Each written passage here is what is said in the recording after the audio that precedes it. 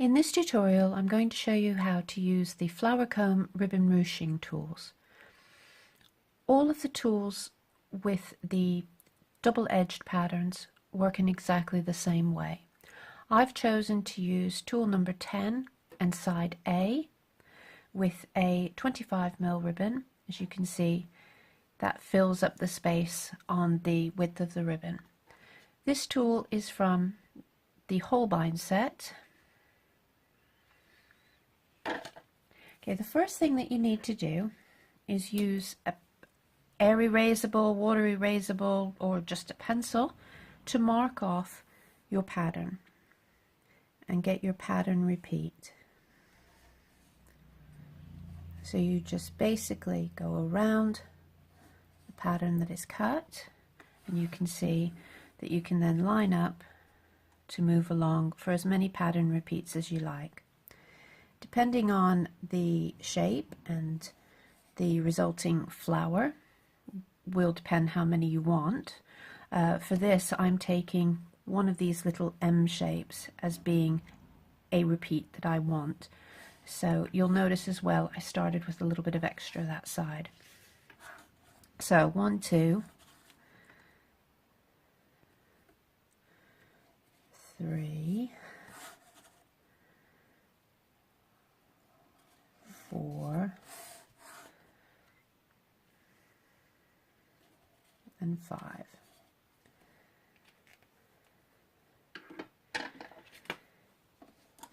Set aside the comb.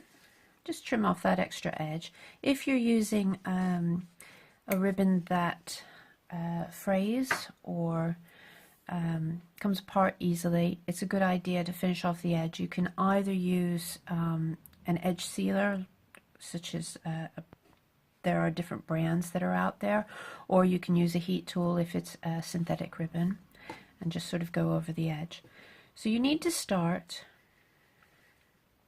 with a longish needle. A millinery or a straw needle is really nice. You can use a regular needle if you like, but the longer ones make life a little bit easier, and they're quite narrow. You don't want anything with a big eye that's going to leave holes.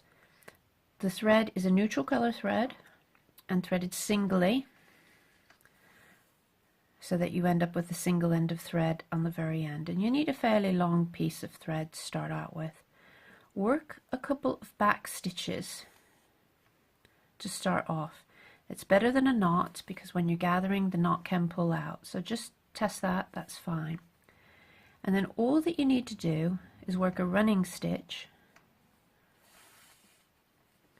along the line that you've drawn. This needs to be fairly evenly spaced. Don't work your stitches too small, don't work them too large, but each different effect, large stitches, small stitches, will result in a different look when your ribbon is all ruched up. So it is worth experimenting with and seeing what works best for you and for the look that you're trying to achieve. Smaller stitches will make it harder to gather up, so just bear that in mind if you're using one of the more complicated patterns. So you can see it doesn't take very long, and it's not, you know, we're not worrying about fancy embroidery stitches or anything like that. Now, the reason that you choose a neutral thread, you can of course choose one that matches your ribbon, but if you choose a neutral thread, number one, you're saving yourself a lot of money, because you're not trying to buy threads that match exactly. But when you gather up your stitches, what actually happens is that these stitches tend to be in the shadows. So long as your neutral color is one that sinks into the shadow of a particular ribbon color. So for instance, if you're going with a really dark ribbon color, your neutral's got to be a dark gray or blacks even, as opposed to, you know, your pale gray neutrals or beiges. But it will just sink into the shadow, and you don't really have to worry then about any of your matching. And even on historic ribbon work, you'll see that the threads don't match the colors exactly. So is something that you don't have to worry about. So I'm approaching the end. Just a few more repeats to complete.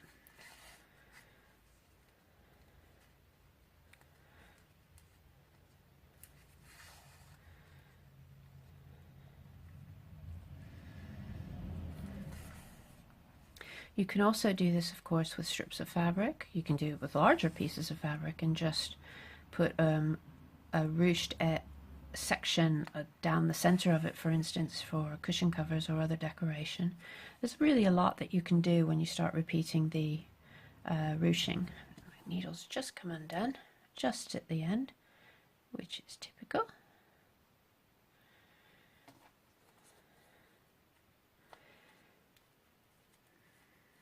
Okay.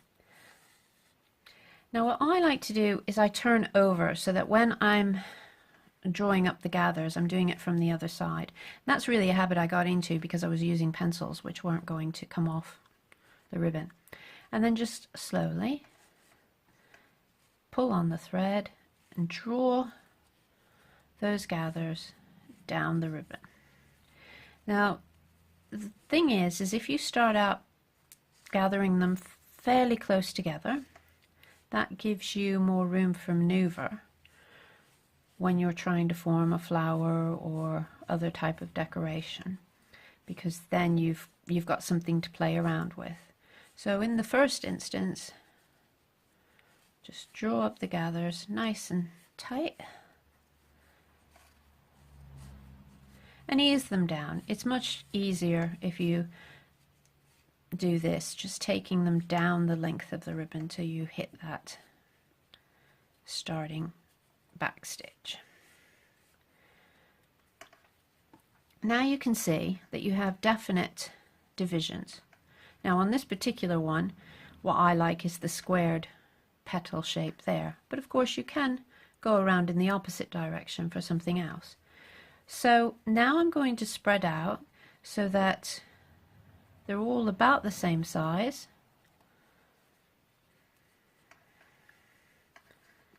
And then you can see you can just gather them round. So the first thing to do is find, because I've left a little bit of extra, that gives some to turn over and have a closed edge. So 1, 2, 3, 4. There's your fifth. So that your join is a little bit nicer. Just gather that up. So now I'm happy with that. I'm just going to work a back stitch here at the end to hold this in place. Now you can start with a new length of thread at this point, or you can use the same one. Using a new length makes it easier to take it apart if you decide that you don't like the way that you joined the flowers. So I'm going to fold that under. I'm going to do a few stitches here just to hold that together, a little bit like a seam. And again, it doesn't matter how I'm actually doing them. So you could have your flower just remaining like that, trim off this back bit. However, to strengthen the flower just a little bit more, if you go along and do a running stitch on those inside petals or points, however you would like to describe them, it will help to just secure your stitching nicely.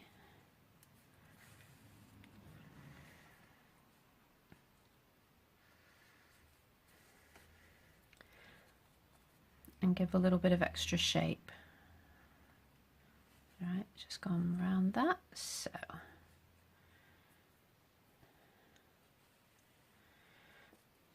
And then that can be pulled up to give the flower a little bit more shape at the center because you're pulling it in.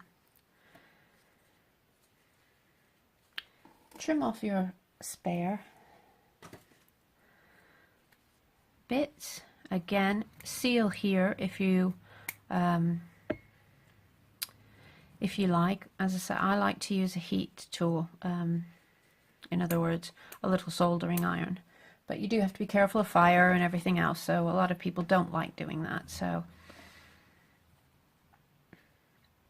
then I can just tack these down at the back to ensure that they remain out of the way. And there's plenty of gathers that you can tack them into without going to the front of the flower. And as you can see, you do not have to worry about being neat and tidy or anything. This is the back of the work. There, my needle came undone again. That's the one thing about using a needle singly threaded, is that you do have to watch it, that you keep a long enough end, which I have a habit of not doing.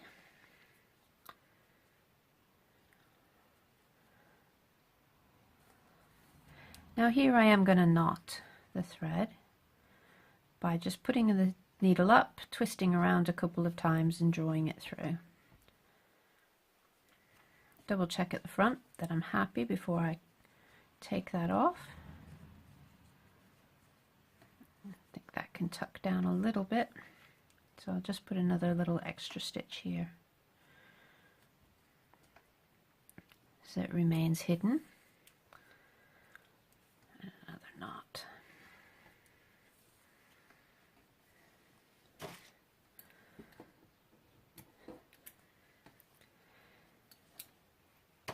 And then there's the flower. You can play around with how the gathers go because they still move a little bit. You haven't secured anything yet, and now you can work a center, stitch it down to something, and so on.